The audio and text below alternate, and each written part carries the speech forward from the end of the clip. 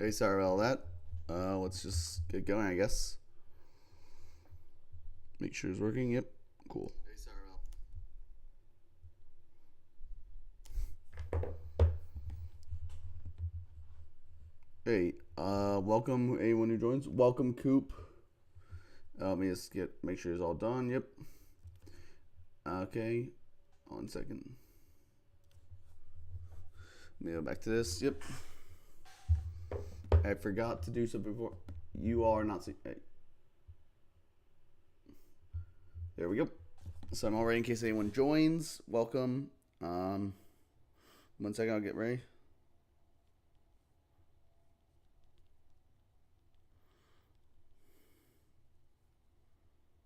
Okay. We are here with the stream. We'll just wait a couple minutes. See if anyone else comes in. Hope whoever's here is having a good day so far. And then I'll get going. I'm going to do 10. I might not get through 10 because I have my pools game at 1 o'clock. So we will see. I might have to stop early and do a slightly longer stream later. We will find out. But we will see.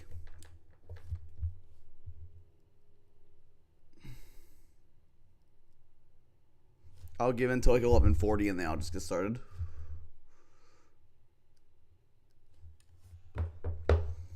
Yep.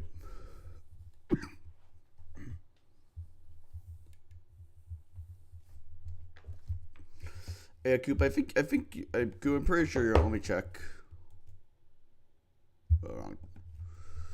Coop, you are game 8. So unless I will probably get you this stream. If not, I'll get you next stream. It just depends if I have enough time for my pool game.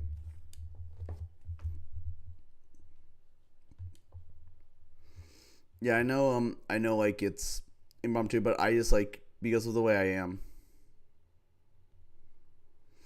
It's just the way I am. Like I honestly, because I'm unemployed, I have a lot of like random things I have to do. It's just kind of like, well, when I have a few hours I can do this on, I will hop on and do it.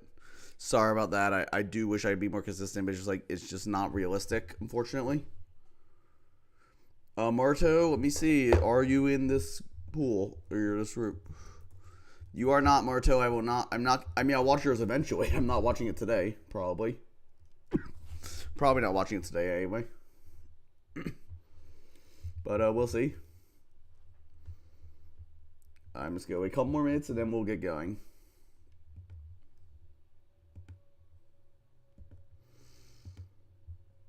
Yep.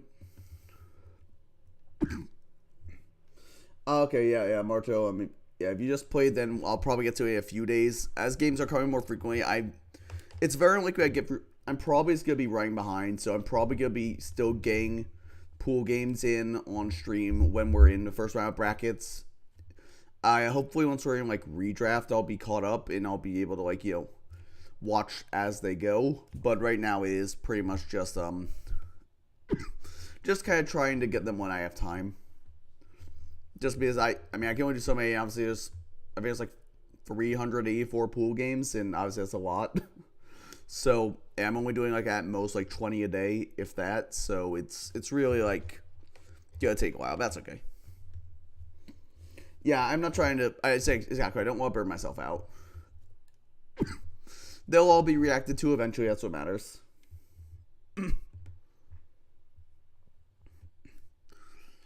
Yep. Also, like this gives me an excuse to like go through and make sure the games are on the dock already. Like, so if a game isn't on the dock, I can just go in when I check when I put in the teams and stuff and make sure it's on the dock. Okay, it's 11:40. I guess we'll get started.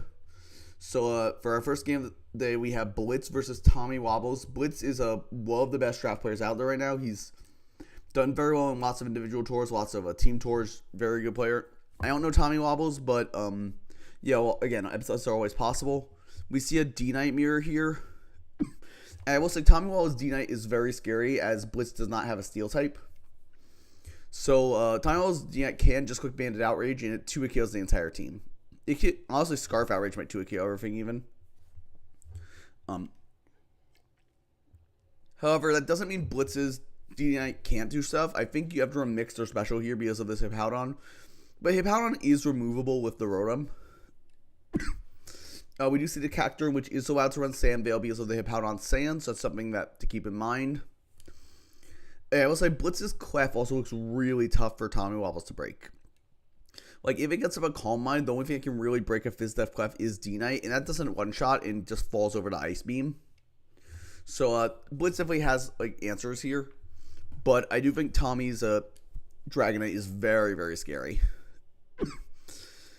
I will say also, Tommy not having a Spin Blocker means it not only is it, like, able to spin away a rock so easily, it's also really spammable because the fighting resist is essentially Hippowdon, and, like, if you, like, quick bulk, I'm pretty sure Close Combat 2 kills after that.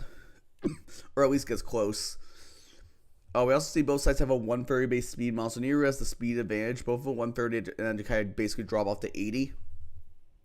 So that's kind of interesting. And I will say, Tommy's Hitmontop he does get Foresight, but it's kind of hard stopped by the Rotom. Meaning that if Blitz can't get a Brox with that Pert or Spikes with the Cacturne, they're likely going to stay the entire game. That said, let's get into it. Oh, it's going to make me reload all of these? That's annoying. Whatever. We'll, oh, it doesn't matter. Yep, let's get started with Blitz on the left and Tommy Wobbles on the right.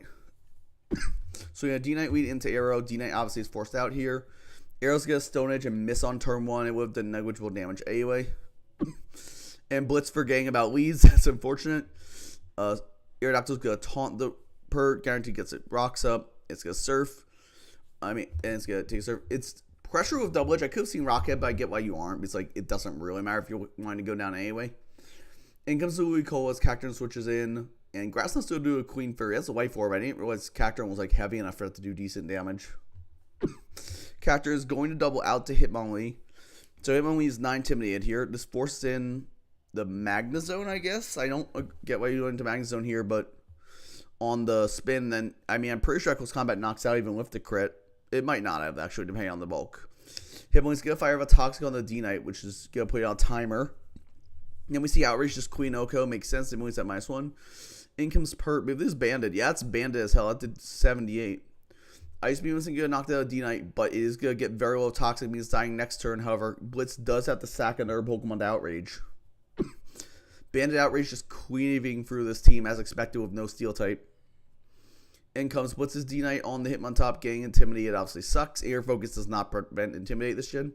Huge Thunderbolt crit on the Hitmontop, giving 63. And then Foresight will allow it to spin, but it's just going to Close Combat. Actually, just opt to get the damage. Oh, right, there's no hashers. Opt to get the damage off. Cacturne goes down here. D-Knight's got Earthquake knocking out the Hitmontop, but in comes Ludicolo. Yeah, I don't think the D-Knight Oko's this. So, oh god, that's a huge Ice Beam crit. That's very unfortunate. That might just be the end of the game, actually. D-Knight is going to quick Focus Punch. Ludicolo's going to Focus Punch, but we see T-Bolt Clefable to hit it, so he can't do it. But Hydro Pump's still going to do a Queen 60. Thunderbolt doesn't even knock out the Ludicolo in our hit, so Clefable's going to go down. Yeah, that Ice Beam crit on Rotom was gigantic. Oh my god. D-Knight is going to knock out Woolycool with Earthquake, but surely the last Pokemon can handle this. Yeah, it's a Powdon. As long as a Powdon has Ice Fang or Stone Edge, this game is over. That might even be banned to D-Knight, but Ice Fang's going to do a ton, and it'll knock out the next one. Even an Earthquake crit won't kill here unless it gets a high roll. Nope. And it's Citrus anyway. Let's get Slack off. I don't get that. I feel like he just Ice Fang. I guess he was worried about getting 2 IQ if he missed. But yeah, now he just Ice Fangs and knocks it out. So a pretty clean one from Tommy. I think that Ice Beam crit was really unfortunate on Blitz's Rotom, obviously. That was the only like really big hacks in the game, but it definitely was unfortunate. Obviously, T-Bolt crit on Hitmontop helps too, but it wasn't that big a deal, I think. Because Hitmontop was still able to get off the Foresight into close combat. A pretty solid win for Tommy here. Pretty basic prep. The Life Orb we call with 4 attacks is cool. I like Focus Punch for the Clef. If you could force it into a soft boil range, that might be. But because you're faster anyway, Clef can never really safely repeatedly soft boil on you anyway, unless like it's super split F. And based on that damage, it wasn't. Weed Arrow doing Weed Arrow things, nothing crazy there. Yeah, man, pretty basic prep from Blitz. We didn't see that much of it, honestly. The Banded D-Knight on Tommy Wobble side going crazy with the lack of a Steel type. So I'll go with my Tommy Wobbles. That's yep. So that's his I think that's his first win of pools. But we want to the next game here. If my computer will stop shitting itself. Let's go on to game 2. Next one we have here is Dusty Dusknoir versus Cheetah. So I do know that Dusty Dusknoir does have his signature Dusknoir here, which is very funny. And then looking at the matchup itself, though, a special Infernape goes freaking bonkers here. Like Focus Blast, Grass Knot, HP Electric, Fire move hits this team really hard outside the Dusknoir. And Dusknoir outside like Pain Spray and Rest does have great recovery. Starmie is also very solid here. Cradily can take it on Sand, but it's not the best at it. We do see Shaman having a great matchup again. I mean, there's a Togekiss. I mean, it's not that good, but still. On Dusty Dusknoir side, Gyarados looks pretty solid if Shaman can get weakened. It just has to watch out for like a Scarf Starmie or a really fat Starmie that can live in Earthquake. I'm not sure why the Kekuan was around 3 that I'm noticing that, but it's here. I think, unless I'm crazy, I'm pretty sure it was, 1 second. I will look this up. I'm going to make sure that it's not like, am I crazy? It was around free Kekuan, right? Let me make sure I'm not losing my mind here. It was no, it's around free. How the fuck did I get Kekuan on here? It's a Tentacruel. Wow. Well, this is why you double check your work, kids. Because I am apparently really dumb. I put a freaking I was like, this team does not seem like the answer. Like, well, now they use a Tentacruel. That makes the Infernape a lot worse. Because HP Electric is going to bounce off the Tentacruel. So, that's interesting. Starmie looks pretty good, though. Still, I will say, Dusty Dusknoir, the Hippo is kind of a rough spot into Starmie Shaman. And because, Ambia's Gliscor has Sandvale here, which can be pivotal in this matchup into stuff like Gyarados and especially into Tentacruel. Skuntank could be very nice for trapping the Dusknoir if it gets low. Overall, though, and also Heatran's pretty solid. Like, there's switching to Starmie, and that gets worn down pretty easily. Even with Recover, like it doesn't like to switch into attacks repeatedly. If you call it Recover, you can hit it really hard and may keep it low. So, yeah, overall, I'd say, I don't know, it's a pretty even matchup. I don't really see your side having a huge favorite here. So let's get into the game itself. We have Dusty Dusknoir on the left and Cheetah on the right. Gliscor turn 1 protecting Dusknoir. Dusknoir's just get a quick Ice Punch. So let's get force out the Gliscor immediately. In comes the Starmie, Ice Punch doing 16. It does get a freeze, but Starmie does have Natural Cure in this duration. However, it does mean it's forced out. Dusknoir is get a quick Earthquake and into the Shaman, do virtually nothing. Ice Punch is going to do 47, and oh my god, second freeze. It is still able to get Natural Cure, but oh my god, it's forced out again. That's rough. In comes the Soul Rock. But then we have a double going to Dusknoir. Earthquake's going to do actually, okay, now there might be a more offensive Soul Rock. Anyway, in comes Registeel. Dusknoir is going to Shadow Sneak. And based on Ice Punch Danger, I'm pretty sure it's an offensive Dusknoir. Anyway, Hippo's gonna come in on the Thunder Wave, which blanks it, and in comes Shaman. 3 rocks up for Dusty, which is big. Seafair is gonna bounce off that Cradily, and it is going to get the Spadef drop though. However, Cradily will easily take another one.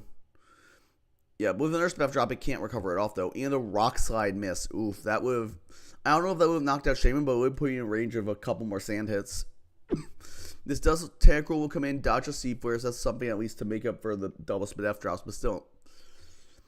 In comes Registeel. Tentacruel is just gonna knock it off. Get rid of its Akka Berry, so that makes Heatran a lot scarier in this matchup now. Registeel, in comes the Hippowdon. Registeel's good double into Shaman, good double, but Shaman only gets one more turn here because of the sand. It has a quick Sea Flare, but you can just go into something and take that hit. It's just got Earth Power calling the Heatran. I don't know if I love that play. I feel like you just want to get damage on anything, but I get the rationale. Registeel's good, use Earthquake, and Dusknoir is going to reveal last move Pain Split. That's going to get a good chunk of damage off from Registeel while healing itself. Registeel is going to paralyze the Dusknoir, but Earthquake's going to do a 36. That Registeel is now super low in range of pretty much everything. Let's go quick Earthquake again to get more chip, but Dusknoir is going to take a knockout for Dusty Dusknoir, funnily enough. In comes Starmie, but Shadow Sneak's going to freaking hurt. Yeah, just over half. Hydro Pump will knock out the Dusknoir, but Dusty's in a really strong position here.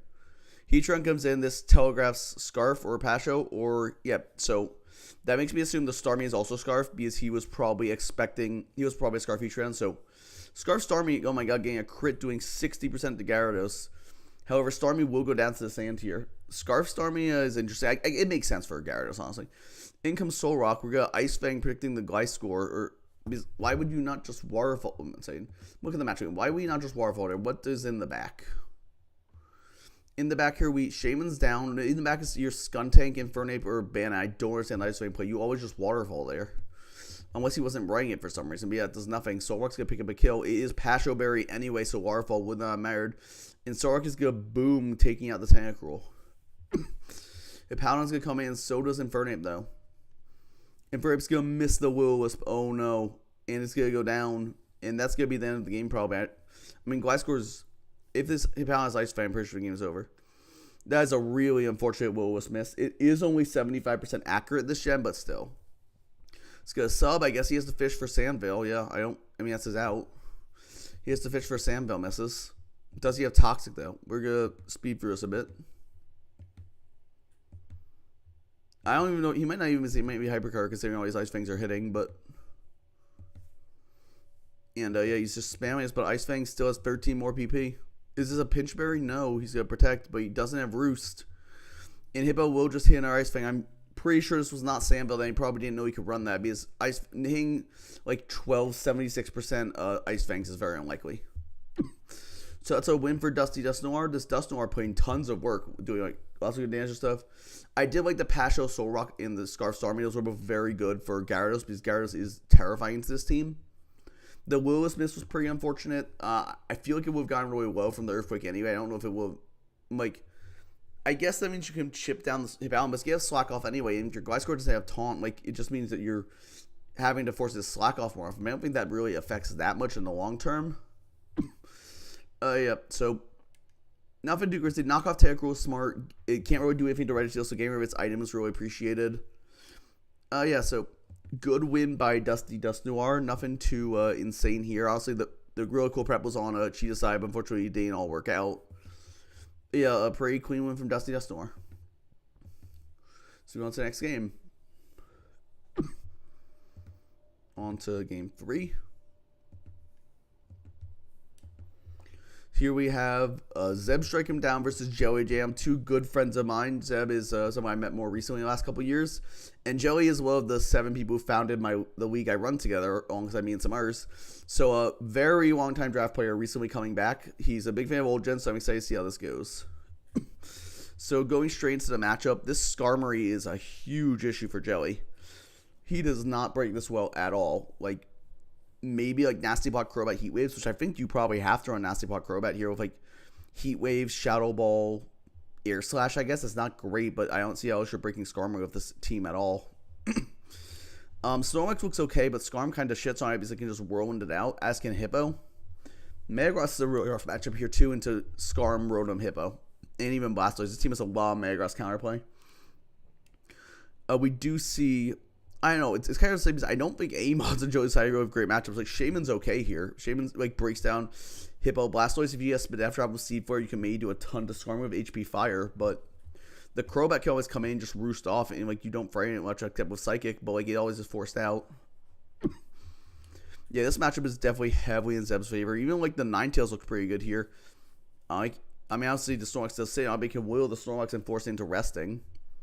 Yeah, I don't know. This is a really rough matchup. I think Zeb has a huge advantage here, and I don't see a like sets Joey can bring that can really overcome it.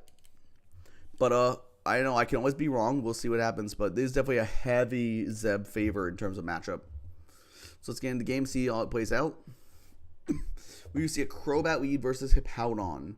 Crobat is going to taunt turn 1, makes sense. And this can prevent the rocks from the Hippo. It does reveal leftovers, or I guess Black Sludge. And Crobat is getting off the Super Fang, so it's a more stall break reset. Makes sense. In comes Rotom Frost. And Rotom Frost is going to get taunted, but this is going to force out the Crobat.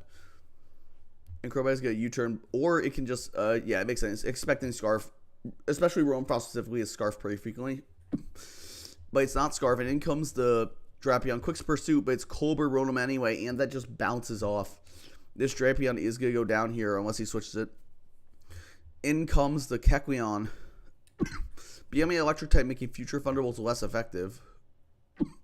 Kecleon is just going to throw off a Shadow Ball. That's going to do nothing to Hippo. Yep. Kecleon's special attack stat is pitiful. Shaman's going to come in here pretty free, but rocks are going to go up now. That's pretty rough. That Drapion is in range of rocks and sand, so it can't come switching on anything. It has to hard switch if it wants to do anything. Ninetales comes down Shaman. Seaboard does get the drop. Shaman's going to switch out to Snorlax. Pretty safe play there. And Ninetales just going to overheat. That does, oh my god, that's a really Spadef Snorlax, or just a not very, I mean, it's probably offensive Ninetales running overheat. So Snorlax is going to take on, and Snorlax is going to start cursing, but Skarmory can always either taunt or Whirlwind here to force it out. Worse, it gets toxic because it did reveal that it is thick fat, so we know it's not immunity. So that's really good. Hippowdon can come in as Snorlax with curse again. Does the Snorlax have rest? It must have been still staying up. But he has to have rest, otherwise he wouldn't be making these plays. Yeah, he clicks rest here. Coop, I think Kecleon's fine in Layer Gens once it gets Protean, but right now, yeah, it's pretty bad. Hippo's go roar it out, get rid of those curse boosts. In comes Shaman taking a ton of chip here. Go fire off a Seed Flare into the Roserade. Does not get the drop, so nothing like a follow-up Psychic can do a ton. It is going to quick HP Fire probably. Extra Sensory predicting the Crobat switch, so that's not going to do a ton. But if this Roserade has Sludge Bomb, it's really bad. And Shaman is going to click Healing Wish, and although the Drapion takes the rocks, it will come in. Unfortunately, it does take a Sludge Bomb to the face in the sand, but it is very healthy. We see an HP ground from the Roserade as Night Slash does not knock it out. And this Drapion is going right back down. That Shaman Healing Wish dealing virtually nothing. So Roserade is down to 10% though. In comes Crobat.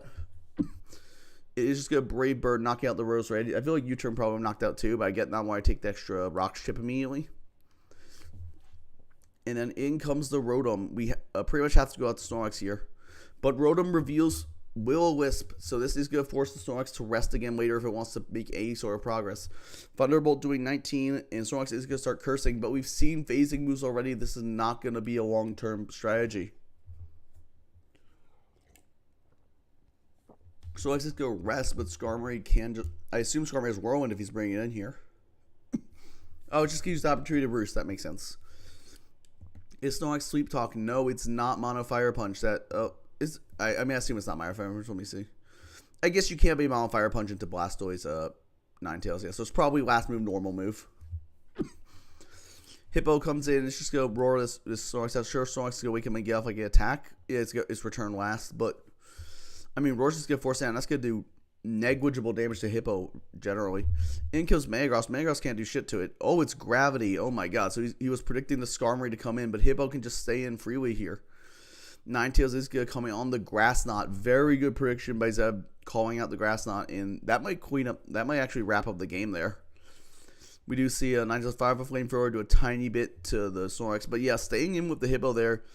maybe he just was not expecting Rasta, but then switching after. I'm not sure exactly, but yeah, I mean, the plays worked out overall. We see Earthquake on the Snorlax.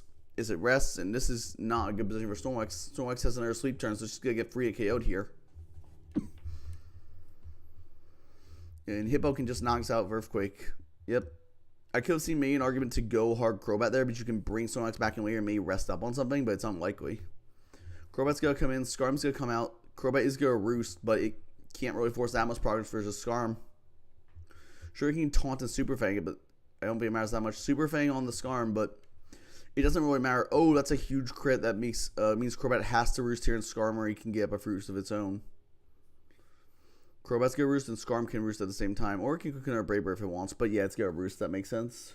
And now Crobat, I guess, can Super Fang here, but it's still a pretty rough position. It's just going to click Brave Bird. I think Jelly's just giving up now. Brave Bird from the Skarmory doing 39, but even if this Crobat roosts, like, it doesn't matter. The Skarmory can just roost on the same turn. Crobat is going to roost, but like I said, Skarmory's, or it can just spam Brave Bird. That works too. Because it can always roost off. Unless, like, because the Crobat can't do enough damage to it to fray into, like, a taunt into roost. And we do see Skarm just spamming the Brave Bird here. Eventually we'll have to roost, but that's not yet. We see, I assume it's going to taunt here. Okay. Yeah, and Joey, I mean, Zeb and Joey are right. This matchup was abysmal for Joey. Like, this was a really tough one. And honestly, I'm not surprised it went this way. Like, it was just insanely difficult for Joey to break down this defensive core of Hippo, Skarm, Rotom, and this fat Roserade. That is okay, that's a nasty plot Kekman. I didn't even know it got that. It does become ground type, meaning it's not actually going to take the sand damage here. It's going to quick Blizzard, though, and miss. Oh, no. I mean, I don't think it really matters, but I mean, we've knocked out the Skarm, but it doesn't matter because Metagross can't, like, because, you know, just like Revenge of Rotom and Metagross then loses the Hippo, but still unfortunate. Metagross is going to quick the Gravity, it might as well, but Brave Bird is going to knock out from 16. A very dominant 5-0 win from Zeb, and yeah, that matchup was abysmal for Joey. I'm not surprised at all how this went. Like, he just did not have the tools on his draft to break through a stall core like this. Especially like this specific one, just having so much physical defense when Jelly's like only real special offense is Shaman, which is pretty much neutered entirely by Roserade and Skarm and Crobat. So yeah, it was just a very, very difficult match. I mean, I don't think Jelly ever, like, he would need to get super creative to break through, and even then I feel like there's stuff I'm not seeing. I do think maybe if he brought the nasty plot Crobat set, he may could have done something with like Heat Wave, Shadow Ball, Air Slash, but even then, like, it's unlikely. He would probably need an Air Slash Fish on Hippo at minimum to get it to actually do work. But yeah, that's so we see that's an interesting Kekwan. I don't really get the Blizzard, but maybe like you need the damage to actually knock out Hippo or Roserade. I'm not sure. But yeah, big 5-0 win from Zeb. So good job to him. Just playing, you know, to Team 2 where he has to play it, and he won pretty dominantly just like that. To our next game. We do have match 4. So we are going to see here, we're going to see Sieg versus 48. Sieg has played all 3 DTs, I believe, so he definitely have some good DTP experience. 48 has a custom avatar, so they're definitely pretty good at Pokemon. And I'm pretty sure they won their first game relatively dominantly from what I remember. So let's look at the matchup here. Starting off, this Dragonite is interesting. Like, that Scizor gets Fire Punch, but there is the problem Milo and Cloyster and Domfan, so Dragonite is going to have a bit of difficulty making progress here. Sieg is really going to need to get a ton of chip on everything for it to be able to win the end game. And on top of that, it's probably forced into Yachi because E-Speed at +1 doesn't do that much to Domfang. It can Ice Shard you back. Azelf looks rough too, but it went to Double Pursuit. I will say the Lucario on the Sieg side is very strong here, though. Close Combat Ice Punch does just smoke this team pretty well. So if he can get off a safe Swords Dance, Close Combat Ice Punch, Extreme Speed could do very well, since Extreme Speed surely knocks out the Manectric at +2. There's not much 48 can really do about that. I would say on 48's side, it's kind of a similar story in terms of his offense not being great. T-Tar is checked by Bronzong pretty well, albeit it can still force its way through, but Bronzong will be needed to get weakened first, which albeit is very doable. Scizor, I mean, I think just Ban Scizor goes crazy here. Like, you just spam U-turn. Technical doesn't take it that well. Even if it's physically defensive, it takes like 30. And yeah, But overall, I think this is kind of a very basic matchup. I think 48 just has a pretty distinctive advantage here. His defensive core is just very difficult for Sieg to break through. I just think neutering the D-Knight and the Azelf makes it really hard for Sieg because those are his two biggest breakers for Lucario to like queen up, really. Oh yeah, Lucario can queen for D-Knight, but D-Knight has trouble breaking here anyway. Yeah, and even then, like his Spiker and Frostlass, I mean, it can prevent Donphan from spin blocking, but Cloyster can spin on it pretty easily because, well, actually, I guess Frostlass can T-bolt the Cloyster, but Cloyster can still like use like Rock Blast and knock it out probably, and then get the spin off later. Maybe I can see a way for Sieg to get the spikes up here, but it's gonna be difficult. I also can see Toxic Spikes from Tentacruel being very useful here, poisoning the Milotic, poisoning the Cloyster and T-Tar. So Sieg definitely has some good stuff, some like, hazard game advantage here, but I think 48's just draft overall is probably in favor here. So we just see a Sieg on the left, and we see on the right, we see the 48. So we're just going to Gyro Ball on turn 1 on the T-Tar to try and get damage. In comes the Milotic, and it's going to Surf, but that just bounces off the Bronzong. However, a chip on Bronzong is really good here. In comes Tentacruel, Milo's going to Surf, that's going to do literally nothing. And then Tentacruel's going to Swords Dance, so second Swords Dance Tentacruel we've seen this tournament, kind of wild. But I do think it's a solid say in matchups like this. But he's just going to Waterfall. It's not going to Poison Jab here. He's going to get the flinch, though. He's going to Swords Dance again, going up to +4. My Milotic's going to recover, though. So good Swords Dance there, calling the recover. Waterfall again. Oh, a huge crit. Does this thing not have another attack to hit this Melodic? But that crit is really big. It means Milo is forced to recover here. It does have the Poison Jab. It just wasn't revealing it yet. Interesting. So that's going to take out the Milotic. In goes Manectric, and this will force out the Tentacruel. Thunderbolt is going to knock it out. So Tentacruel just stays in and lets itself go down. In comes Azelf, and Scissor's going to come in. Azelf is going to reveal to be Screen, so it's Light Screen. But it's Scarf, Scissor, U-turn, knocking it out before it can get up the Reflect. In comes Breloom. Breloom is going to get Poison. Toxic. It comes Frostlass. Quick's Ice Beam does just knock out the Breloom. However, T-Tar can now come in for free. Or can Scissor. Yeah. Frostlass does not have Will-O-Wisp this gen. So T-Tar does take HP fighting, but Crunch is going to knock out the Frostlass. Lucario comes in. T-Tar probably has to stay in. Yeah, can't risk it staying up. It's going to reveal to be special, so it's quick Aura Spear here. In comes Manectric. And Overheat's going to knock it out through the Light Screen. This was probably Specs then, maybe that's why he kept in Tentacruel Aura, because he thought it would live a hit. In comes Dragonite, since locked in Overheat. It is going to have free DD, but Donphan kind of stuffs this. Donphan's going to Ice Shard doing 56, and unless Dragonite Oko's here, which it definitely won't. Yeah, Ice Shard's going to pick this off. And there's no way that Bronzong can win the game on its own. It's already down to like 80%. Donphan's going to Body Slam. You might as well. You have nothing better to do. Psychic's going to take out the Donphan. The Paralysis doesn't really matter for the speed, but it could come up for the full para. We do see the Manectric is just going to take out the Bronzong with Specs Overheat. We've seen Manectric do quite a bit of work this tournament so far. I'm kind of surprised, but he's a very cheap mon with good special attack and good speed, so that makes sense. So a pretty interesting game. I think 48 did kind of, honestly, this is pretty even. I think it was pretty back and forth. We saw, I think one of the pivotal turns was the U-turn on the Azelf outspeeding and game and not able to get Reflect. It prevented Sieg from really preventing the damage from the Scizor and the Donphan. If he could have gotten a Reflect, he might be able to win with D-Knight, but that's just not how it went. We saw the Swords Dance Tentacruel was always really cool. I like that. I guess the reason he didn't want to reveal Poison Jab immediately was he thought you could just bait the Milo, which I guess it worked, so fair enough. And Screen's Azelf makes a lot of sense in this matchup. Like, it's not doing shit offensively. I guess you remember like an HP fighting Flamethrower set, but even then, like, it's not great. So a good win by 48, and Manectric doing overtime in this game. I think that might have been 3 kills for it. So yeah, very good win from 48. I believe that does clinch him for brackets.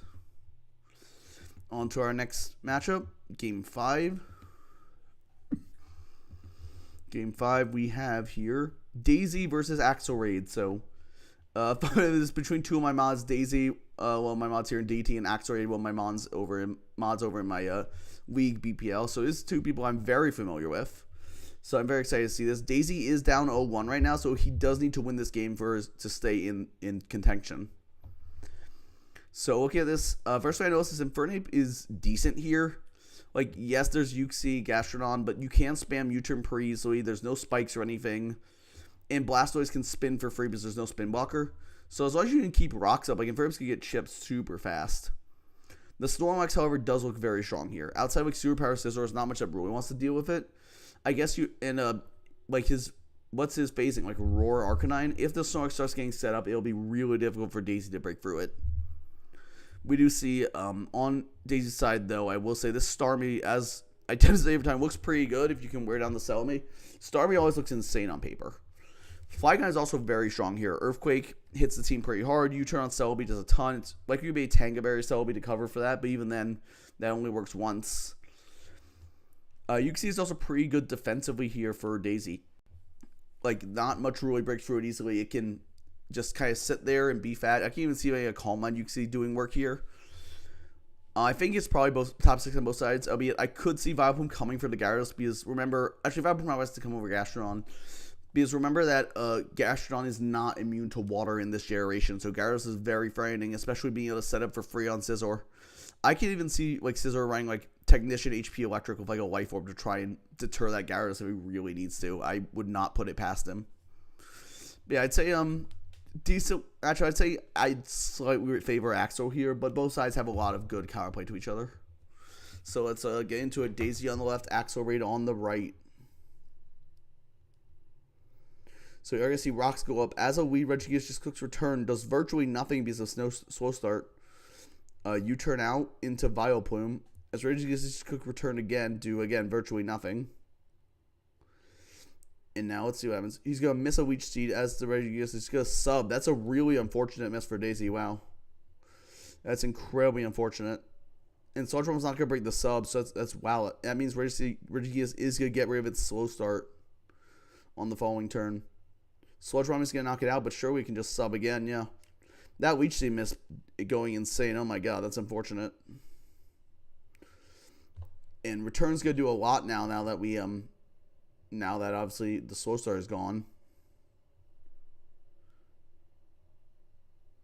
And then we do have the Synthesis there. So it maybe can 1v1 this, but the Regigigas is getting so much health back.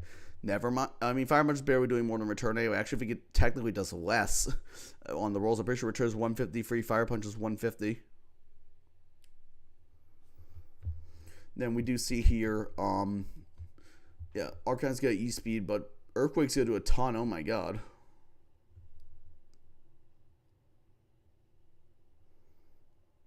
In comes Starmie on the Fire Punch, but this Regigigas is doing way more work than it probably should have. That Leech Seed miss really being a problem. Starmie is going to specs the Regigigas into sub, so it does force the Regigigas out and pretty much neutralize it for the rest of the game. In comes Flygon and Snorlax. You turn out. Snorlax is going to paralyze with the Body Slam, though. And Vileplume is going to get fully paralyzed. Regigigas is like 3 or 4. It's really bad, but he dodged the Leech Seed, so I guess it made it look good. Like, it's really bad, but, you know, sometimes when you dodge the 90% move and then click Substitute, you do just get a giant advantage for no reason. So just get a U-turn, but that's not going to knock out the Snorlax. In comes Starmie. Body Slam. Is that going to paralyze? No, but Starmie is really low now. Psychic is going to knock out the Snorlax, though. But Daisy's revealed all 6 of them on, and Axel still has 3 in the back, plus this Jolteon. Jolteon, good quick Shadow Ball here. Get the Spadef drop on Uxie, guaranteeing another Shadow Ball will knock it out. That's a very unfortunate drop, because Uxie was pretty pivotal here. In comes Flygon, it's going to U-turn. As HPS comes out from Jolteon. It's going to knock out with a Quick Attack. I think that crit might have mattered, but I think it's a little too late. Quick Attack does... No, okay, crit didn't matter. It's bandit as hell. That crit did not matter on Jolteon, but Flare was going to do a ton. It's going to get really low. Starmie can come in. Regigigas is going to come back in as the sack pretty much, and it's pretty much useless. Psychic does 27. That does actually knock out another one. Interesting. Psychic, and then it's going to fire for Return, I assume, and get some chip on it. Yeah, still doing 38 despite the slow start. It's kind of crazy. Signal Beam covering the Celebi switch. Good play from Daisy. In comes Infernape to die to rocks. What? Why would Axel do that? I don't get that. There's no reason to do that. Thunderbolt on the Blastoise is going to do a ton. Blastoise gets Seismic Toss though, knocking out the Starmie. Can Flygon pull it back? I don't think it can. I think it's a little too late. Flygon's going to lock into Outrage. Blastoise will live as just a Seismic Toss. Okay. It's not packing Ice Beam. Darwin will knock out the Blastoise. Is this a 2-hit? Is a 3-hit? Oh no, the last one in the back isn't Celebi, it's Gyarados.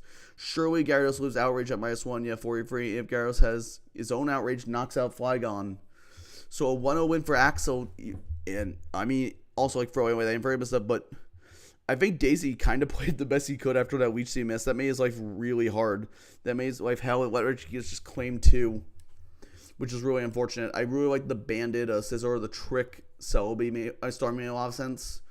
I think the prep was fine here, but that honestly, that Leech Seed miss kind of just put Axel so far ahead that he probably couldn't lose this, even with like sacking Infernape for no reason.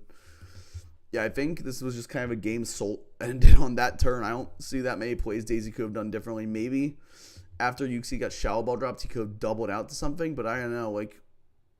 Let's see. Let's go back to turn 21. Do you have anything you could double into? I mean, I guess he could have gone hard Flygon on it, but if it does predicting quick HPS or something, I could. Yeah, it's out of range of quick attack. So you probably do just have to go. You could go hard Flygon. That's a huge risk.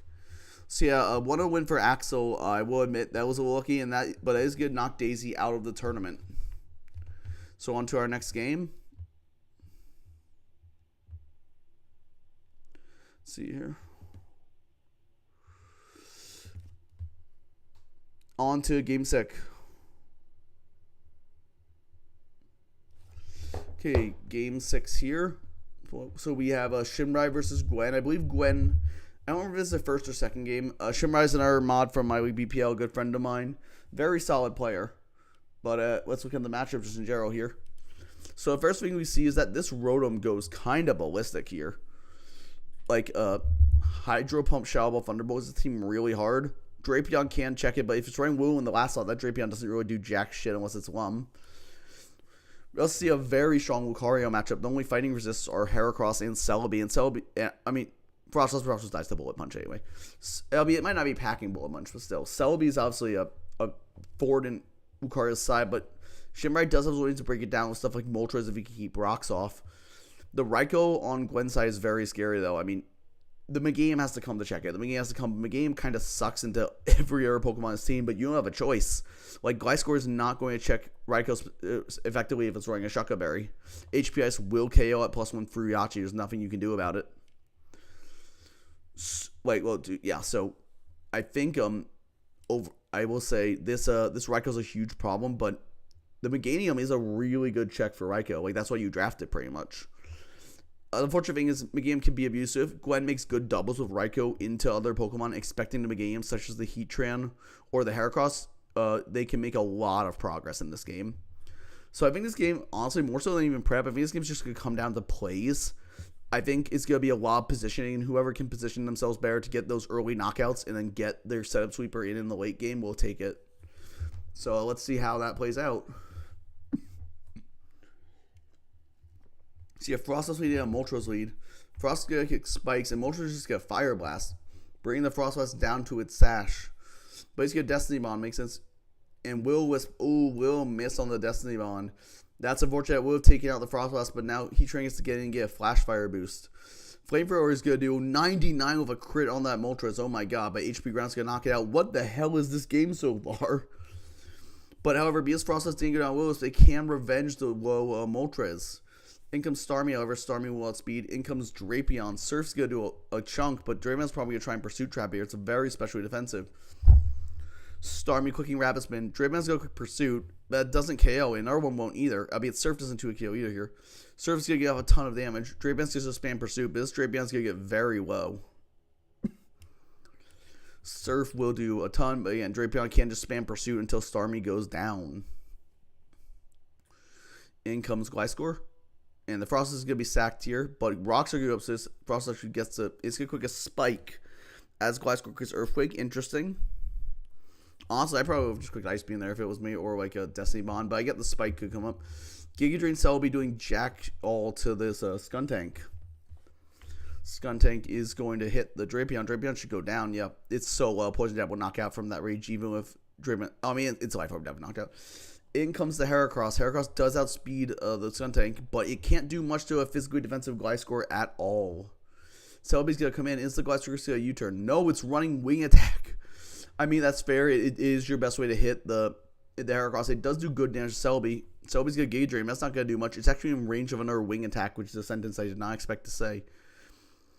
In comes the Raikou on the Wing Attack. It's going to get, and because we don't know his Gliscor's item. Surely it's Yachi. However, Shinrai is just going to go out into Skuntank on the HP Ice. He's going to Sucker Punch, get off a huge 53 on it. As Team Power knocks out the Skuntank. Rotom's going to come in. Rotom can definitely take this Shadow Ball. Doesn't even do half. And knock out the Raikou with its own Shadow Ball. I think this is pretty much wrapped up for Shinrai. I think the Rotom's just going to clean it. Celebi's going to quick recover, but Shadow Ball will surely do a lot of damage. Oh, it doesn't even 2 a KO. Wow, that's a really fat Celebi. But, I mean, it doesn't matter. You just spam Shadow Ball until he gets a crit or a drop, and Celebi cannot win this 1v1 overall. Especially, oh, it's Calm Mind. Maybe it can then. Shadow Ball's going to do a good chunk, 29. Celebi can recover here. Does Shinrai have an answer to the Calm Mind? Oh my god, it is Psych Up Rotom. Holy shit. This Celebi can no longer win this. This Rotom can just easily steal the boost, and then Heracross will always go down. Psych Up is wild tech. Oh no, a Shadow Ball crit onto the Rotom. That's huge. What's the last Pokemon? The last Pokemon is Lucario.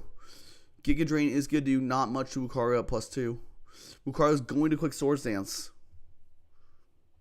Giga Drain, so he's mono attacking Celebi as well. Giga Drain Shadow Ball.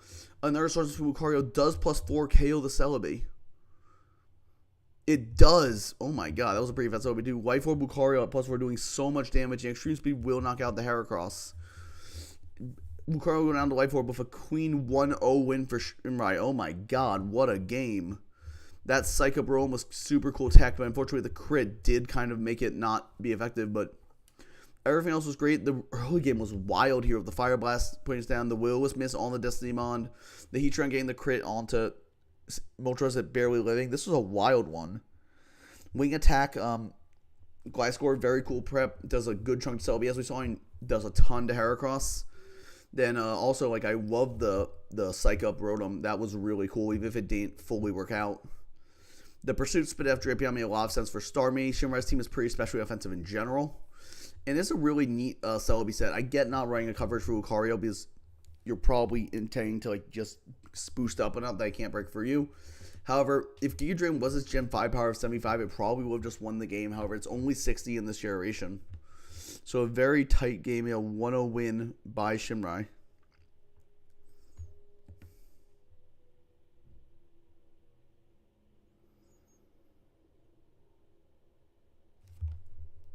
On to our next game. Which one's next? So next up, we are on number 7. I will say I don't know if I'm going to have time to get for all 10 of these before my 1 o'clock match. So I might have to do like 11 or 12 on the next stream, unfortunately. So next game, we have Nat versus Granky. Nat is one of our prize pool contributors, so huge shout out to him for that. Very thank you for the addition to the prize pool. Always means a lot to me. And we have Granky, who is a longtime friend of mine. I've known him since basically my first show on League. We won a Team Torterra back in the day. Awesome player, awesome dude, one of the most wholesome people in the community. So let's get into this matchup. First thing I'm noticing is Granky's Zapdos is insane here. Oh my god. Thunderbolt Heat Wave just kind of smokes for his team. You can get Toxic on Cresselia or Spiritomb. Those don't check you anymore. And Zapdos is really difficult for Nat to break, too. I mean, maybe like a Swords Dance, Rock Slide, Sceptile, or Swords Dance Flare, but it's Infernape. But even then, those are kind of hard to get up here. Granky's Starmie also looks pretty solid. I mean, Crest checks it, Spiritomb checks it, but Specs does probably 2 KO Spiritomb with Hydro Pump, unless it's like Super Spit F. We see but on that side, we also see this Gyarados is a huge threat. I mean, the water resists are Starmie and Vileplume. Oh, Charlie, you're fine. You're fine waiting. Cool. I will get through all 10, then we can play. Awesome. Thank you. I appreciate it. So we do see, the Gyarados is very strong here. Obviously, there's that Starmie that if it's really bulky, can check it, and Zapdos can check it's really bulky. But honestly, I would run Stowage over Ice Fang here just to get the guaranteed more damage on Zapdos if possible. Oh yeah, the Crest is also very scary here. Calm Mind is very difficult for Granky to deal with. There's like not a ton of phasing on this team. I guess maybe you can run like Hades Dusknoir to deal with it, but Dusknoir's not doing that much back even with like offensive Shadow Punch. I know. I think the Zapdos just seems so strong. I think I give a slight edge to Granky, but like Nat has a lot of tools here that are very scary for Granky as well. Definitely gonna be an interesting one. I think it's gonna be a pretty back and forth game. Let's hop into it. So Nat on the left, Granky on the right. Weed Starmie into Spiritomb is very unfortunate. It's going to switch out, but it does not pursue on turn 1. It's just got a trick. It's a trick Wagging Tail Spiritomb. Oh my god, what a crazy game. What a crazy set, I mean. So that Entei is now Wagging Tail, however. So its Flare will move last, albeit its E-Speed will still have priority. Thunder Wave on the Starmie is Natural Cure, so I won't do that much, but Energy Ball is going to get a good chip off. Starmie getting fully paralyzed is unfortunate. It's going to be forced out here, getting the off rid of the power. In comes the Zapdos. Another Energy Ball comes off, doing negligible damage to Zapdos, almost fully recovered off by the lefties. Zapdos going to U-turn out, pretty obvious switch there. Into Starmie on the Donphin. Starmie is going to Surf, but that's a specially defensive Cresselia. That's doing nothing. But it does reveal the Toxic, so Starmie does get chip on a Crest. We'll see if it is Moonlight or Rest is his healing move. Based on the set so far, I kind of have a feeling it's Moonlight, so that Toxic could be very big. Mamoswine coming in on the Magneton's huge, getting up rocks for free. Switching out to Starmie as Donphin gets up its rocks. Starmie might try to spin here, but Spiritomb can always come in. Just getting off a Surf, but that doesn't do that much to Spiritomb. And with the Choice Band, Pursuit will kill if he tries to switch, yeah. Pursuit, I don't know if that crit mattered. With the Choice Band, it may or may not. Depends on the bulk on the Starmie. A crit very much might have mattered if that was a bulky Starmie. And the Spiritomb can't like Shadow Sneak after because it's locked in. So that crit could have been big. I just don't know the Starmie spread. Then Aggron comes in. And the Jaboka Bear is very interesting from Starmie. It's basically a mini Rocky Helmet. Does 12% to anything that hits it. I wonder what it was here for. Oh, the Jaboka Bear is probably to get extra chip on Infernape. Probably get extra chip on Infernape from like a Flare Blitz or a Close Combat to try and put in range of stuff. That makes sense. Or chip on the Gyarados. I mean, Jaboka Berry is kind of a weird item, but without Rocky Helmet in this generation, I get why you would want it. Donphin is going to come in on the Aggron. Aggron's going to go quick Rock Polish, though. Oh my god. Rock Polish is going to Aggron's going to go Aqua Tail doing 43, but Donphin Citrus and everyone won't KO. Donphin gets off a free spin here. Aggron's just going to Aqua Tail again. So Aggron's probably Shuck a Berry, but Crest can just come in and paralyze it. But it's good Rock Polish again. However, even with that, with the Thunder Wave, it's still only at 75% speed because of how much Thunder Wave cuts your speed in this gen. Moonlight Crest. So Aggron's back at normal speed now, but everything else will outspeed it after anyway. Energy Ball doing a bit of chip. Aggron's going to Aqua Tail. Does not have Rockhead Head Smash to hit this thing with. In comes Spiritomb. So that's going to go down. So Aggron hits the Aqua Tail. Yep. Infernape's going to easily be revenge this though because of, it's Chople, but Aggron is low enough that the Infernape will knock it out. I wonder if he fought Aggron still outsped, because in later generations, that is only, in Gen 7 onward, he would have outsped because he would have been at only +2 speed instead of +0. In comes Zapdos on the Infernape, Quicking Hand Power, probably Ice for the Donphan. In comes Mamoswine on the Crest, but Crest can just Moonlight up again. This Crest is a thorn in Granky's side. Mamoswine's going to get the rocks back up, but Energy Ball's going to do a good chunk. We are seeing how weak Crest is, though. It's very funny how little damage it does. Mamoswine's got Ice Fang. That is his best Ice Stab in this generation. Kind of sad, but it is what it is. And then Energy Ball. Well, I'd say Extra's better, but it's his strongest Ice Stab. Mamoswine's got Earthquake trying to call the switch out, but it's... I mean, it doesn't matter. It's just going to die. Crest is going to die Toxic anyway. So Granky is down to his Entei, Trick Wagging Tail, and the Zapdos. In comes Donphin, but Donphin can just move first because of Earthquake here. Because of the Wagging Tail. He's going to guarantee off his Rapid Spin, though. And his skill Flare Blitz does not knock out. Does Extreme Speed kill from this range? I think it might. Actually, no, it probably doesn't based on damage, but still. Extreme Speed not doing much into Gyarados. Gyarados can start dancing. Entei's going to reveal a Stone Edge, but the Intimidate lets it live it. Extreme Speed does knock out, however. This Gyarados went down for nothing. Magneton will come in. Because of the Wagging Tail, it does get to move first. Knock out the Entei with Thunderbolt. But that Gyarados going down is really rough. Lucario comes in.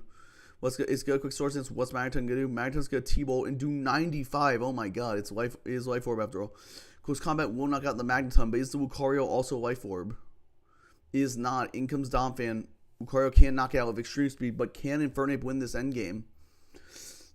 Extreme Speed will not knock out. Infernape's got Flare Blitz. And can Infernape beat the Zapdos that's or rocks up at 56? It is in Blaze range. And Blaze Flare Blitz is going to knock out the Zapdos from 56 with Infernape living on just 3%. That Blaze coming in clutch there. Wow, that was a wild game. I really like the trick Wagging Tail Spiritomb neutering the Entei. Entei still did some work later. Good Crest Set Grass was pretty good into a lot of this team. Pretty solid stuff. Life Orb Magneton makes sense. Not great resist to its stabs, especially like Manospine honestly doesn't take a Flash Cannon. You have to call the switch him because Manospine speeds you. Pretty basic Lucario set. I will say the Toxic Starmie with Jaboka was very interesting.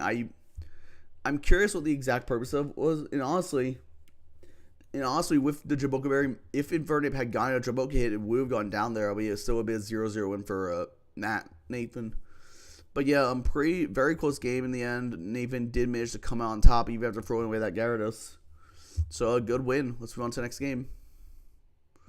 Our next game, Game 8. Game 8 is... We have Latias versus Coop. We've already seen Coop's first game, so he is 1-0 going into this. If he wins this, he will move on to bracket stage. In terms of the matchup, we see quite a decent Gyarados matchup. It can break through most of this team pretty easily. The Milotic's a bit of a problem, but you have Raikou, which breaks it down really hard. Weavion probably has to come for the Gyarados, but like Weavion's fodder for Infernape. It also has an okay Raikou check and okay Kabuto check. So Weavion's just a pretty good matchup here. You just have to be careful about Infernape getting in on it and like getting off firing free attacks. Mismage is also a pretty good spin blocker into Donphan. So if a Coop can get his rocks up, that'll be really rough for the D-Knight, even for wearing down stuff like Milotic and Scizor over time. However, Latias is a Dragonite looks pretty solid. You can definitely use like Magnet Rise Magnezone to trap the Bronzong and then try and go for a game with Dragonite later. It seems very doable. I mean, if there's like a Scarf for me, I can help, but like Dragonite looks very strong if Magnezone does successfully trap the Bronzong.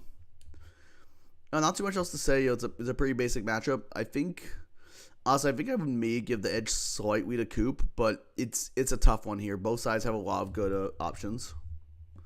Let's get into the game. We have Latias on the right, Coop on the left. D-Knight lead into Bronzong. Okay, D-Knight just go here. Earthquake turn 1 as the Bronzong does get up rocks. It does reveal Levitate. D-Knight is just going to D-Dance, but Bronzong's going to get off a Toxic. Is Lumberry, but Fire Punch isn't going to do that much, right? It gets off a second D-Dance, but it's... Oh, and Bronzong's going to miss the second Toxic. Oh, no. But he's going to get greedy, go for the third freaking Dragon Dance, and miss another Toxic. What am I watching? Fire Punch just go Oko. Oh, my God. Is there anything Coop can do? Gyarados is going to come and get off the Intimidate, but he's forced to sack. Yeah, forced to sack the Boot Tops, and with Bronzong gone, nothing can take this Outrage. In comes Gyarados getting another Intimidate, but he's forced to sack another Pokemon. Down goes Mismagius. Those two Toxic misses are gigantic. Gyarados coming back in. Gyarados driving down neutral. He is going to switch out again into Raikou, but Raikou still has to take a full power Outrage. That crit may have mattered. Depends on the Raikou bulk, but oh my god. In comes Gyarados. Gyarados can start Dragon Dancing as the Dragonite does get up a Dragon Dance. Or does hit some fusion. In comes Magnezone. Gyarados is just going to Ice Fang. Sure, he has Earthquake though. Yeah, Earthquake's going to knock this out. In comes Milotic. Milotic should be able to beat the Gyarados. Gyarados is going to quick Dragon Dance again. It's going to quick Ice Beam. It's not packing the HP Electric. Ooh, that's rough. I feel like you always have to pack HP Electric on Milotic in this matchup. Ice Beam's going to do it again, but it's not going to do that much. This Gyarados is at +2. Earthquake's going to knock out the Milotic. In comes Machamp, but this thing's going to take a hit. Yeah. Oh, it does take a hit. Stone Edge knocks out the Gyarados. Coop is down to his last Pokemon. Probably is Infernape. Yeah. A Bullet Punch off gets some chip. Infernape is going to Flamethrower. Can Infernape win this endgame on its own? In comes Donphan. Grass Knot will just straight up knock it out. In comes Dragonite. Outside HP Ice. Yep. Down goes Dragonite. And in comes Scizor. Mutant Bane Quick Attack probably doesn't kill from his range, and Lats is going to forfeit. I'm so confused with what I just watched. Like, this D-Knight going ham, and then Hane's self-confusion dying. I don't know how to describe this. I mean, it's a win for Coop, but like, this was a game of Pokemon. I don't know how else to describe it. Like, it was just odds going crazy and one Pokemon coming in clicking buttons because the odds win, and then the other Pokemon coming in clicking buttons with odd. I don't know. This is a game of Pokemon. I don't really know how to describe it. It's just kind of odds back and forth, and Infernape managed to win the end game. I don't know, man. This was a game. This was a game. I just don't know how to describe it. Like, it's a very offensive game, but like, I don't know. I feel like it would be a lot more interesting if the pieces didn't have to get sacked to D-Knight, and maybe like there could have been back and forth, but that's just how it goes. Move on to Game 9. Game 9. Hey, Game 9, we have Dose versus Shine. I don't think we've seen either of them play yet. I think we might have seen Dose game, but I don't think so. So let's hop into matchup. We do see, first off, this Zapdos is quite strong here. Thunderbolt, Signal Beam, HP Grass, Roost looks very frightening. Yes, like the Heatran can come in, but you have really good Heatran checks in Arcanine and Slowbro. You're a skill swap Zong to trap and kill zone, but don't you just give it the how do you kill the zone of your skill swap? Because you're giving it the levitate, then you can't hit it with Earthquake anymore. I'm not sure how you kill the zone there. Anyway, but yeah, back to this. So that's pretty strong. Lucario looks decent here. Obviously, there's that Crobat, which could be a little difficult. You were literally EQ because you were not heat proof. You were literally levitate because the D-Knight tried to Earthquake you and it didn't do anything. You were literally levitate, dude. You were levitate. You dodged an EQ on turn 1. Anyway, yeah. So on Shine's team, the Zapdos is pretty strong. Lucario is pretty strong. But on Dose's side, this Heatran does have a decent shot here if you can wear down Slowbro and Arcanine, which isn't the easiest thing to do, but it's definitely doable. Yeah, I know, this is a pretty basic matchup. I can see Suicune doing something, but Zapdos, Vileplume, Snorlax is a bit of a tough sell to get through. Celebi's okay here, but Weavile beats it. I definitely think Shine has a pretty heavy matchup advantage here. So let's see what happens. So we have Dose on the left, Shine on the right. We have Crobat and Weavile. Crobat is just going to switch out turn 1 out of fear of a Scarf, Weavile, or a Sash. We're just going to protect him. Weavile's going to substitute. Wow. The Toxic from Quagsire are getting blocked. Is Weavile going to... so it's a sub-Toxic protect Weavile. Makes sense into a Quagsire and a Hitmontop. It can just sub again, continue getting chip, or it can protect first. That makes sense. Remember, Quagsire does not have rocks in this gen, so it can't do that to make like progress here. In comes the Crobat. Weavile is just going to sub. What is Weavile's last move? I mean, Crobat's going to just U-turn anyway, but... Weavile's going to protect first for the lefties. You might as well. And Crobat is just going to Brave Bird. It's not Infiltrator because this isn't Gen 5, so it cannot hit for the sub. So last move is Night Slash, so it can't actually do that much damage to the Crobat. It's probably forced out here. I mean, it can protect first, but that is going to be forced out. Taunt on the Weavile. Now he knows there's no fear of an Ice Stab. In comes the Zapdos as what does Crobat go for? Crobat taunts again. So Zapdos is in here. He can click a button, but can't roost at least. He goes Celebi, but Zapdos is just going to U-turn. And oh my god, that did 90. It's a very offensive Celebi. I don't think it's a physical Zapdos, but oh my god, that did a lot of damage. That U-turn doing 90 is insane. And Celebi is just going to, I mean, it can, it's Scarf Celebi, so it's very frail. That it's probably max speed, max attack, or special attacks. That's why it's probably max special attack because U-turn did nothing. That's why a U-turn from Zapdos did so much to it. Night Slash with the Weavile, getting protect. Might as well get more lefties. Out into Lucario on the U-turn, or a Roost actually. Lucario's going to be Scarf and hit with some sort of Hidden Power. I don't know what Hidden Power it is because let's look at a match to see what it might be. What the hell Hidden Power? So it's Electric, Psychic, Rock, or Ice. I don't know. Those seem particularly good. Maybe, well, it gets Psychic coverage anyway, so maybe it's HP Ice, like Aura Spear HP Ice set. Because, like, there's no HP Psychic really makes sense because it already gets Psychic coverage. In comes the Hitmontop on the Hidden Power. That's doing a toe edge. That might be, oh wait, no, we saw it Scarf Lucario, but still, that's a lot.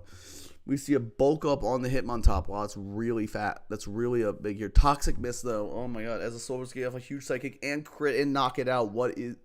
That's a very unfortunate turn. That would not have knocked out the Hitmontop. I can tell you that right now. U-turn on the Slowbro, but Psychic and then Toxic mean it's in range of another one. You get the Toxic off on the Slowbro, but the Psychic is going to go 2 for 1 now. Shine is up 6-4 and looking at a very dominant position. In comes Heatran, doubling out the Suicune to, I guess, attempt for more Toxic Chip. But this is going to get the Suicune paralyzed. Oh no, I feel like you probably should have just gone to Celebi there in the first place. There's no hazards, so like you can just get in for free. Suicune is going to Calm Mind, but Thunderbolt is going to do a ton of damage or Discharge. That's a pretty fast, I mean, that's, because we know Stab is probably offensive. That's probably a very specially defensive Suicune. But 2 full powers are going to say the end for Suicune. That might just be the end of the game. Very unfortunate hacks on a D-Hill onside. Celebi's going to quick HP Rock, but it's actually Chardy Berry. I guess for maybe Hitmontop. Let's see. What else could Chardy Berry be before? Yeah, he is for Hitmontop. Maybe for like a Tauros Stone Edge. But yeah. In comes Slowbro, and Slowbro just wins this endgame, I'm pretty sure. Crobat comes in, but Crobat's just going to... Yeah, U-turn's not going to do that much. Slowbro can even like Sack off here if it wants. Just get Psychic. But I don't think Heatran knocks out from here. It's just got Earth Power. That's going to bounce off. Slack off, yeah, getting some health back. This Slowbro is kind of walls the end game. It's going to be forced out by the Toxic, but still. In comes Zapdos again. Rocks go up, which will help with the Weavile, but it's not going to make that much of a difference. Discharge getting the power is 30%. Overheat's going to knock out the Zapdos, though, however. Now if Heatran at -2, Slowbro can come back in and just quick Psychic. Or Surf. This Heatran is very well. Heatran just get paralyzed again. Oh my god, this is rough. So we're just going to Psychic. No reason not to. Heatran's in range. And then, I doubt Brave Bird kills from this range.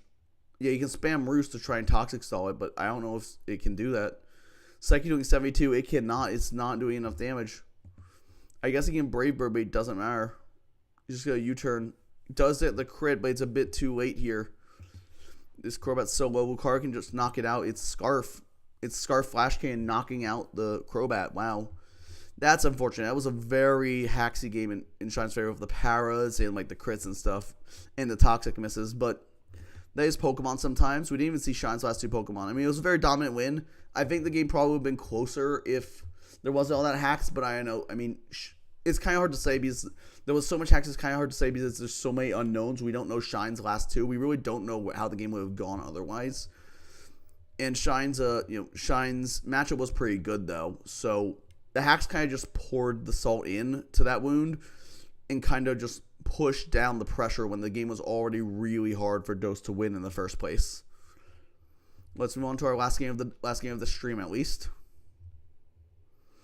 And we have game 10 for the stream.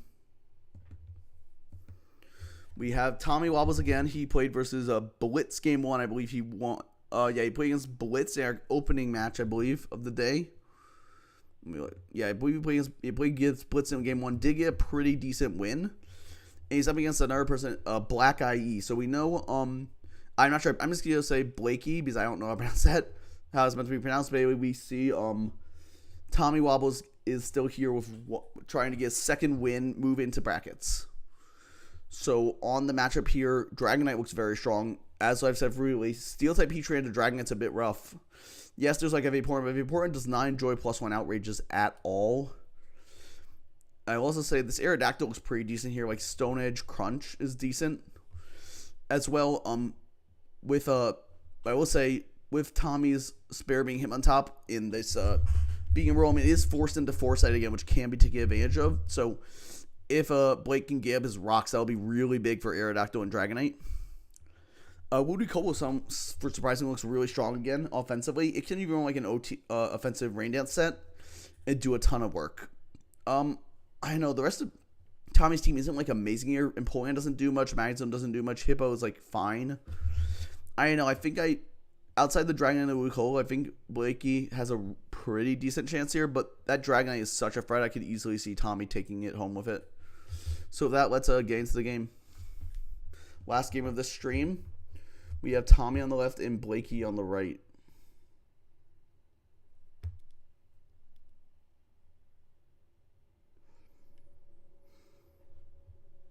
We see a Stone Edge.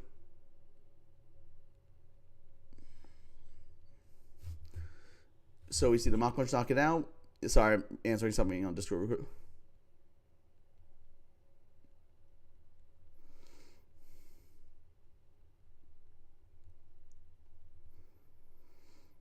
And Flamethrower is going to knock out this Magnezone right here. Sorry, I was answering a question on Discord. But anyway, In comes Empoleon. Gets off a Swords Dance as the this gets up rocks, but it's good. Swords does it. It doesn't even knock out at +2. That's crazy, even with the Shucka.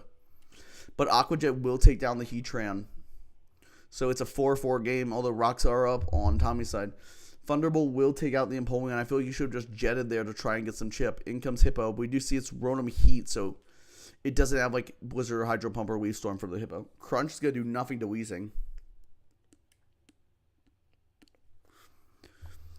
Weezing is going to will the Hippo. Weirwood does nothing. Ice Fang's going to do jack shit. Now we've got the defense drop. That's barely out damages Black Sludge. I guess the Sandstorm gets 2 monsters, but still. Weezing's going to quicken him power. I presume Ice.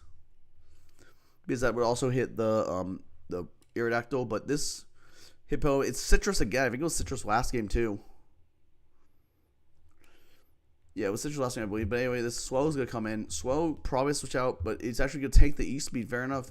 It's going to Brave Bird. That will take out the biggest friend in the matchup, Dragonite, as Swellow trades with it. Actually, living that E-Speed, I'm kind of surprised. In comes the Rotom, in comes Ludicolo. Can Ludicolo bring it back? It's probably his last hope. Thunderbolt, but a Hydro Pump, yeah, it's not going to one-shot. No way.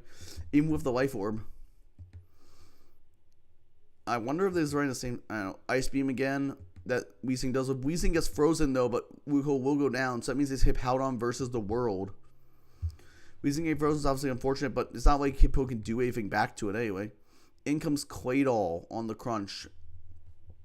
Fair enough. And it gets the defense drop, but even with he's not going to damage it. Psyche's going to do 40. This is going to put the Hippowdon in range. I'm not even sure if it's running Slack off, but it's going to go down to the burn here. So a 3-0 win for Blakey.